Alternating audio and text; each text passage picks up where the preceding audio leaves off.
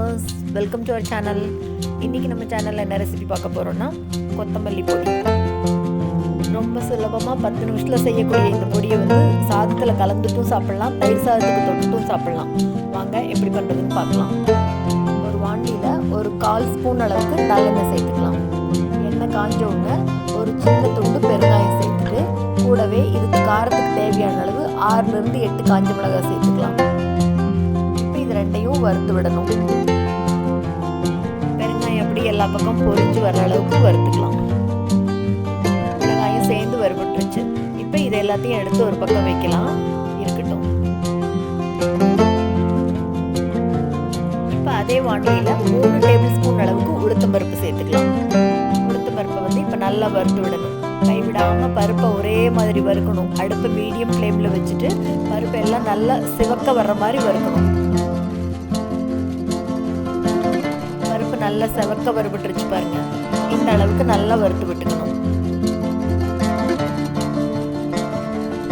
இப்போ இந்த பருப்பு எடுத்து நல்லா ஆற வைக்கலாம், கொஞ்ச நேரம் ஆறட்டும். இப்போ அதே வாண்டிலியில் மறுபடியும் உளுத்த பருப்பு எவ்வளோ எடுத்துமோ அதே அளவுக்கு கடலை பருப்பு எடுத்துக்கணும். அதே அளவு 3 டேபிள் ஸ்பூன் எடுத்துட்டு இதையும் நல்லா வறுத்து விடணும். இந்த பருப்பும் செவக்க வர்ற மாதிரி வறுத்துக்கணும். கொஞ்சம் கைவிடாமல் வறுக்கணும். பருப்பு தீஞ்சிடக்கூடாது, நல்லா செவக்க வந்ததுன்னா போதும். இந்த பொடியை ஃப்ரிட்ஜில் ஏர்டைட் கண்டெய்னரில் போட்டு வச்சுட்டிங்கன்னா ஒரு 10லேருந்து 15 நாள் வரைக்கும் யூஸ் பண்ணிக்கலாம். போதும், பருப்பு நல்லா வறுபட்டுருச்சு. இப்போ இதையும் எடுத்து வச்சிடலாம். இப்போ வானிலையில் ஒரு பெரிய கட்டளவு கொத்தமல்லி எடுத்து நல்லா க்ளீன் பண்ணிவிட்டு வாஷ் பண்ணி ஆற வச்சுருக்கேன். அதையும் இது கூட சேர்த்து லேசாக வதக்கி விடணும். அடுப்பை சிம்மில் வச்சுட்டு சும்மா திருப்பி விட்டால் போதும், கொத்தமல்லி வதங்கிட வேண்டாம்.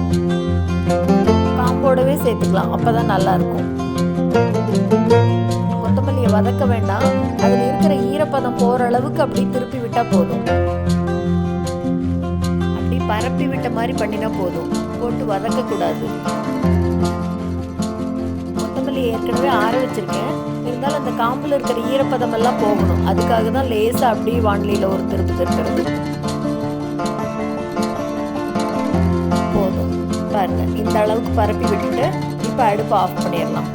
ஆஃப் பண்ணி நல்லா ஆற வைக்கணும் இதையும்.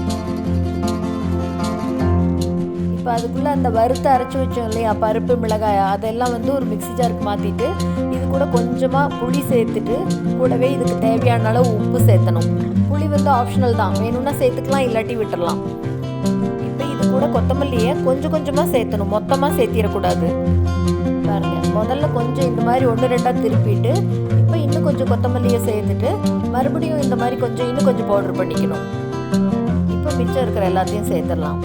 கொத்தமல்லி கொஞ்சம் கொஞ்சமாக சேர்த்து தான் பொடி பண்ணணும். பாருங்க, மொத்தமாக பொடி பண்ணியாச்சு. இப்போ புளி சேர்த்துருக்கோம் இல்லையா, அதனால பாருங்க இந்த மாதிரி கன்சிஸ்டன்சியில் இருக்கும்.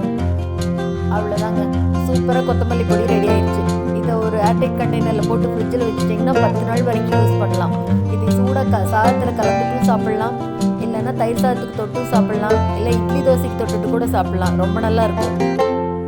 இந்த வீடியோ உங்களுக்கு பிடிச்சிருந்ததுன்னா மறக்காமல் நம்ம சேனலை சப்ஸ்கிரைப் பண்ணுங்கள். கூடவே பக்கத்தில் இருக்கிற பெல் பட்டனை தட்டி விட்டுருங்க. தேங்க்ஸ் ஃபார் வாட்சிங்.